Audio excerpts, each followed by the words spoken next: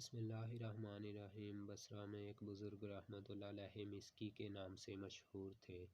مشک کو عربی میں مسکی کہتے ہیں، لہٰذا مسکی کے معنی ہوئے مشک بار۔ مشک کی خوشبو میں بسا ہوا وہ بزرگ رحمۃ اللہ علیہ ہر وقت مشک بار خوشبودار رہا کرتے تھے، یہاں تک کہ جس راستے سے گزر جاتے وہ راستہ بھی مہک اٹھتا۔ داخل مسجد ہوتے تو ان کی خوشبو سے لوگوں کو معلوم ہو جاتا کہ حضرت مسکی رحمۃ اللہ تعالیٰ علیہ تشریف لے آئے ہیں۔ کسی نے عرض کی، حضور آپ کو خوشبو پر رقم خرچ کرنی پڑتی ہوگی۔ فرمایا، میں نے کبھی خوشبو خریدی نہ لگائی۔ میرا واقعہ بڑا عجیب و غریب ہے۔ میں بغداد معلیٰ کے ایک خوشحال گھرانے میں پیدا ہوا۔ جس طرح امراء اپنی اولاد کو تعلیم دلواتے ہیں، میری بھی اسی طرح تعلیم ہوئی۔ میں بہت خوبصورت اور باحیا تھا۔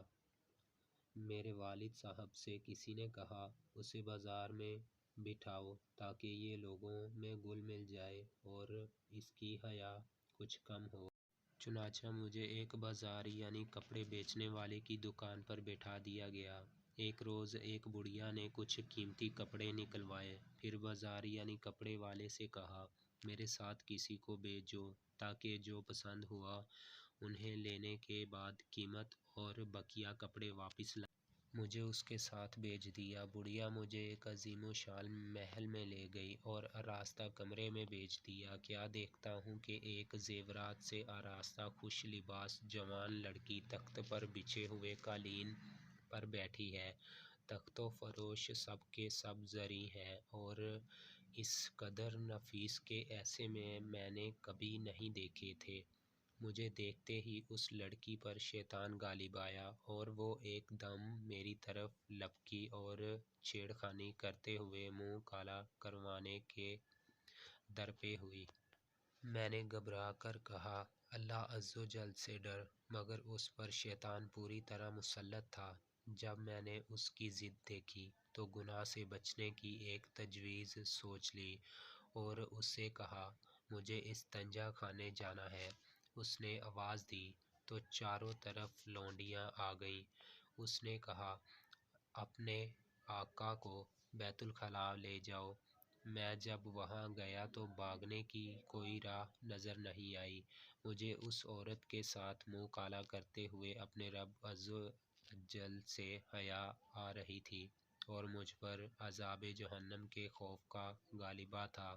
چنانچہ ایک ہی راستہ نظر آیا اور وہ یہ کہ میں نے استنجا خانے کی نجاست ہاتھ منہ وغیرہ سان لیے اور خوب آنکھیں نکال کر اس کنیز کو ڈرایا جو باہر رومال اور پانی لیے کھڑی تھی۔ میں جب دیوانوں کی طرح چیختا ہوا اس کی طرف لپکا تو وہ ڈر کر بھاگی اور اس نے پاگل پاگل کا شور مچا دیا۔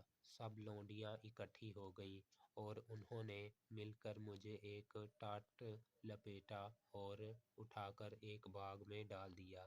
میں نے جب یقین کر لیا کہ سب جا چکی ہیں، اٹھ کر اپنے کپڑے اور بدن کو دھو کر پاک کر لیا اور اپنے گھر چلا گیا۔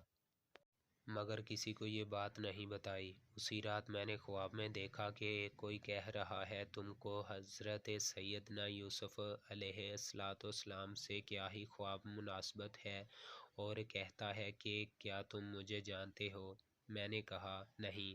تو انہوں نے کہا، میں جبرائیل علیہ السلام ہوں۔ اس کے بعد انہوں نے میرے منہ اور جسم پر اپنا ہاتھ پھیر دیا۔ اسی وقت سے میرے جسم سے مشک کی بہترین خوشبو آنے لگی۔ یہ حضرت سیدنا جبرائیل علیہ السلام دست مبارک کی خوشبو ہے۔